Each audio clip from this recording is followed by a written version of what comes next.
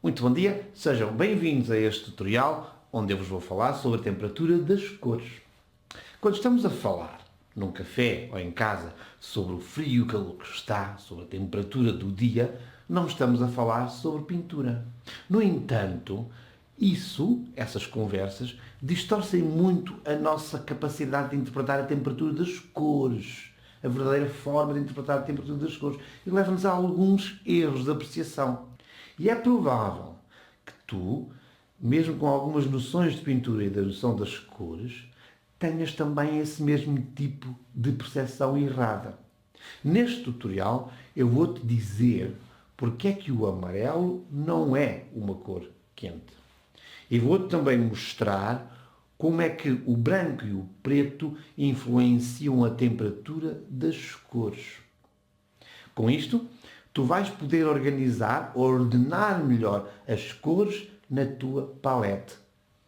E, o que é mais importante, vais poder incorporar nas tuas obras, nas tuas telas, esta informação sobre a temperatura das cores, o que te vai permitir ter obras mais homogéneas, mais controladas, dentro daquilo que tu queres fazer e que queres transmitir às pessoas. Por isso, não podes perder este tutorial até ao fim. Vamos a isso. Temos aqui as nossas três cores primárias e é sobre essas que vamos então falar da temperatura das cores. Porque ao falarmos da temperatura das cores, das três cores primárias, nós podemos a partir daqui tirar ilações sobre todas as outras cores, à medida que as formos fazendo, criando, porque a partir daqui podemos criar todas as cores, como sabem. Não vos vou falar das temperaturas Kelvin, vamos simplificar para percebermos a lógica mais facilmente. O vermelho é uma cor quente, toda a gente sabe. O azul é uma cor fria, a gente sabe. Tudo bem. Agora, não há nada mais quente do que o vermelho, nem há nada mais frio do que o azul. E, portanto, este é um extremo, este é outro extremo. E vamos pô-los, por exemplo, com um valor de 10, uma coisa simples. Mais 10 e menos 10.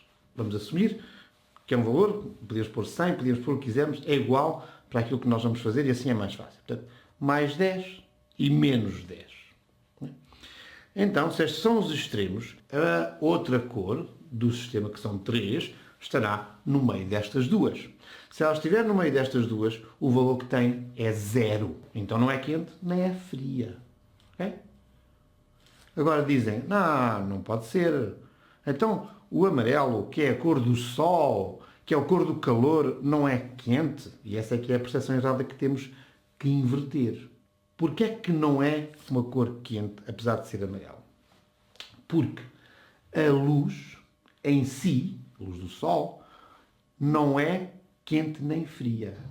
A luz do sol, a luz não aquece nem arrefece. O que é que aquece e arrefece? São os raios ultravioletas. São outros raios que impactam na Terra, que aquecem a Terra e que nos geram calor à volta do nosso planeta. Nós sentimos esse calor, mas não é a luz. Por exemplo, quando um avião levanta voo, ele levanta voo no dia, se for no dia, estão 30 graus cá em baixo, começa a subir, a luz não a altera. Mas a proximidade da Terra vai fazer que seja mais quente em baixo e quando começa a subir, começam a estar lá 50 graus negativos, mas a gente vê ainda mais luz, ou seja, a luz não altera a temperatura.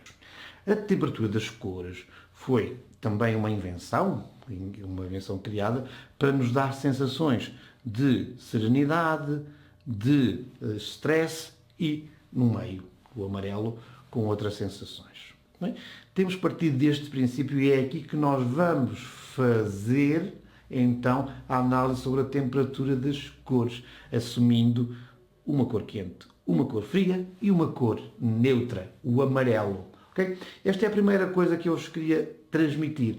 Não pensem no amarelo como, à partida, como uma cor quente. Vamos então trabalhar estas cores primárias e não se esqueçam que o valor é 10, menos 10 e 0. Vamos colocar aqui no meio um bocadinho de amarelo e um bocadinho de azul para construirmos um verde. Okay? Precisa mais amarelo do que azul para construir este verde. Isso tem a ver com pigmentos e com a força dos pigmentos. Não quer dizer que eu, na mistura, tenha posto exatamente a mesma quantidade para chegar aqui ao verde. Mas, obviamente, se eu construir um verde com um 10, não é? Com menos 10 e com 0, então o verde, o valor do verde é menos 5. Não há dúvidas que o verde é uma cor fria, menos fria que o azul, sempre menos fria que o azul, a meio caminho entre o amarelo e o azul. Do outro lado, não é? Do outro lado, vamos construir aqui o que vocês conhecem também, um cor de laranja, não é? Um cor de laranja, lá está, mais amarelo. Eu também vos digo sempre que as cores claras têm que se colocar em maior quantidade e só depois as cores mais escuras. Na mesma lógica, é muito fácil perceber que o laranja, um laranja aqui, que tem uma mistura de 0 e de 10, tem um valor 5. Vocês dizem, mas como é que sabes que é 5? Pode ser 6, pode ser 4, pode ser qualquer coisa, porque eu não estou a controlar a mistura, como aqui o verde pode ser menos 5 ou menos 6. Aqui não há rigor, mas o que eu vos digo é que é um valor intermédio no meio entre o 0 e o 10 e, portanto, é uma cor quente, não tão quente como o vermelho. Agora vamos então à outra cor da roda das cores que nos falta, que é o roxo ou lilás. Eu não vou conseguir aqui o roxo ou lilás, vou conseguir um castanho, porque estou a falar de vermelho em vez de magenta. Mas não interessa, para aquilo que nós queremos mostrar, aquilo que é importante. Então vamos lá fazer as contas. Um lilás é feito com o vermelho que tem 10 e com o azul que tem menos 10. 10 mais 10 menos 10 dividido por dá 0. Ou seja, este lilás, se estiver aqui no 0, se for bem se for equilibrado em termos da temperatura, se for a meio caminho entre o vermelho e o azul, vai ter o valor 0. E, portanto, o lilás ou o roxo não é quente nem frio. E aqui chegamos então à conclusão que, se realmente eu pensar que o amarelo é o oposto ao roxo em termos de complementar, cor complementar, esta é 0 e esta também é 0. Ou seja, confirma-me o valor 0 do amarelo. Porque misturei as cores, os extremos do calor e do frio dão violeta. E no outro lado do círculo cromático, no lado oposto, em que eu começo a caminhar, a diminuir a temperatura aqui e a aumentar a temperatura aqui, chego exatamente a um ponto de equilíbrio que é o mesmo ponto de equilíbrio do roxo ou de violeta. E, portanto, esta linha é 0. Portanto, eu tenho um amarelo e um violeta que são 0. Agora, vamos fazer outras misturas. Aqui, a meio caminho, eu quando falo nas rodas de cores, falo sempre com as primárias e com as secundárias. Eu gosto de fazer aqui a cor terciária, que é uma mistura das outras todas. Mas eu posso misturar a cor em vários níveis. E faço isto para todos os sítios, não é?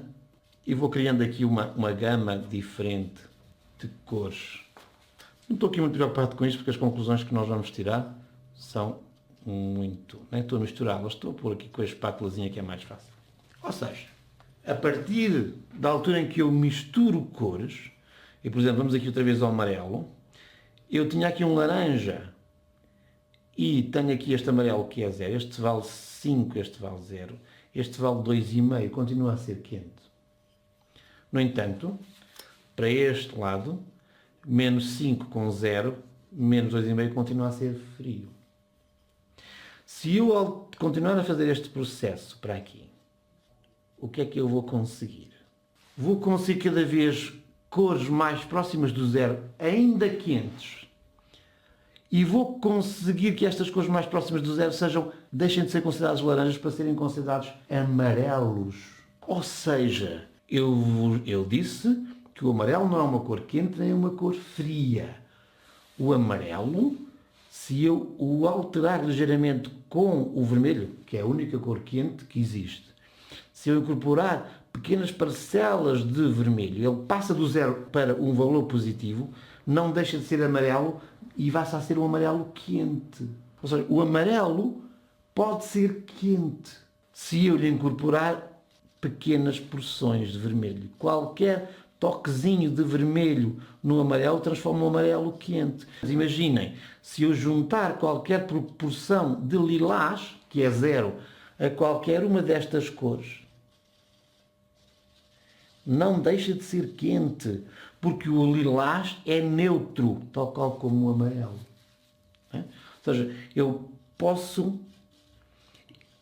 construir matizes de amarelos, ouros, terras de cena, etc., que são quentes porque incorporei a parte quente, e até posso chegar ao neutro, incorporei a parte quente numa cor neutra, numa cor 0. Portanto, 0 mais qualquer coisa quente transforma todo este lado da nossa roda das cores em cor quente. Da mesma questão, os frios. Eu tenho amarelos frios se incorporar ao amarelo pequenas quantidades da cor fria. Só há uma cor fria que é o azul. E mesmo aqui, neste caso, se eu incorporar este lilás a qualquer uma destas cores, eu tenho a manutenção garantida da frio, da temperatura, da característica temperatura fria deste lado da minha paleta. E, portanto, eu construo amarelos frios e amarelos quentes. Vejam, por exemplo, se eu quiser construir um limão, tem a sensação de frio, de frescura, eu construo o limão com verdes. Se eu construir um pêssego e olhar para o pêssego, ele continua a ser amarelo, mas tem uma sensação quente, ou uma maçã. Portanto, eu construo com esta zona da minha paleta. A partir daqui, o que vocês sabem é que se misturar amarelo aqui, não deixa de ser frio. Se misturar amarelo aqui, não deixa de ser quente. O mesmo com o lilás, com o roxo. Se eu misturar roxo aqui, não deixa de ser frio. Se misturar o roxo aqui, não deixa de ser quente. Portanto, há aqui uma linha que passa aqui no amarelo, delimita as cores quentes das cores frias. Se eu construir um quadro com cores próximas em termos de temperatura, eu tenho uma transposição da nossa vista mais gradual, mais certinha, mais suave, mais relaxante. Se eu colocar cores que saltam da temperatura de um lado para o outro e as colocar num quadro, a minha vista, a minha sensação é de mais força, mais dinâmica. E, portanto, esse aqui é o efeito das cores, das temperaturas nos quadros. Como é que o branco e o preto se conjugam agora nesta e influenciam ou não a questão da temperatura? Vocês sabem que se eu pegar no amarelo, no vermelho e no azul, vou construir um preto. Este preto, não é bem preto, mas pronto, é a ausência de luz. No anterior tutorial que eu vos deixo aqui em baixo, eu mostro porque é que isto é ausência de luz. Agora, vou pôr aqui um bocadinho mais azul porque ainda me pareceu um bocadinho acastanhado. E eu tenho aqui aquilo que é a ausência de luz. Se esta construção da ausência de luz estiver correta, equilibrada entre as três cores, então eu juntei 10, menos 10 e 0. O que quer dizer que em termos da tal temperatura que eu atribuí, podia ser com qualquer número, menos 30, mais 30 e 0, ou menos 100, isto ia dar sempre 0. E 0 quer dizer que esta cor não é fria nem é quente. O preto não é frio nem é quente. Se ela estiver bem construída também, quando eu lhe acrescentar branco,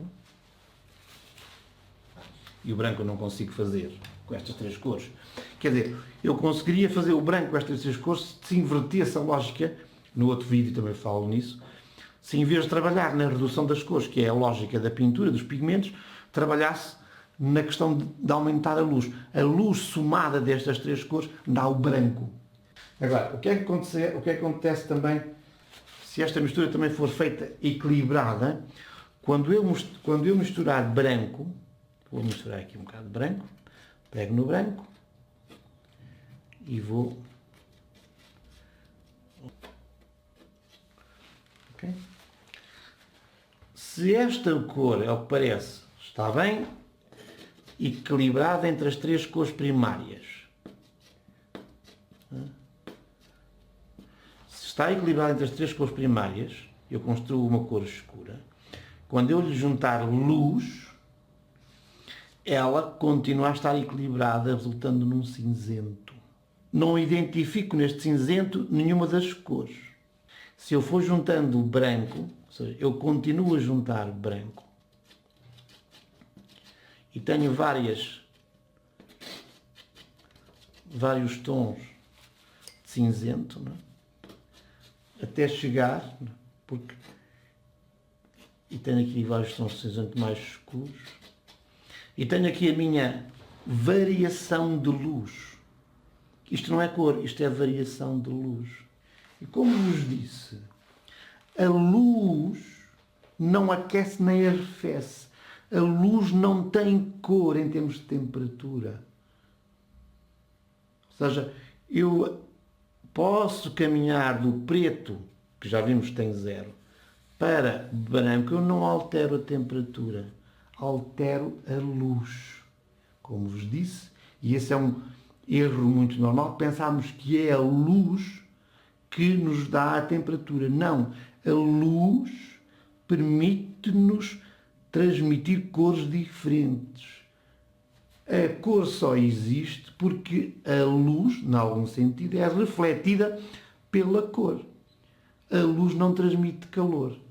A sensação de temperatura que cada uma destas cores nos dá, essa sim é uma sensação diferente entre o vermelho e o azul, entre o quente e o frio, e o neutro.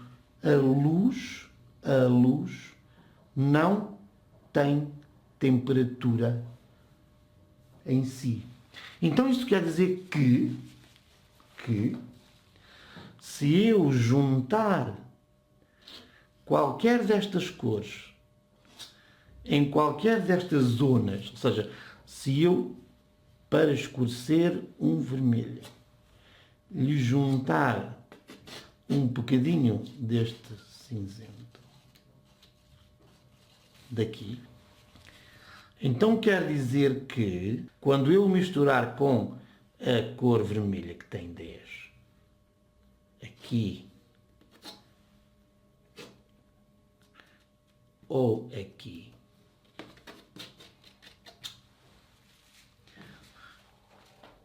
este vermelho e este vermelho têm a mesma temperatura. 5, 10 da origem e 0 daqui. Ou seja, o que eu estou a fazer aqui é modificar a luz. E, portanto, a temperatura da cor é igual, seja qual for o nível da mistura que fizer.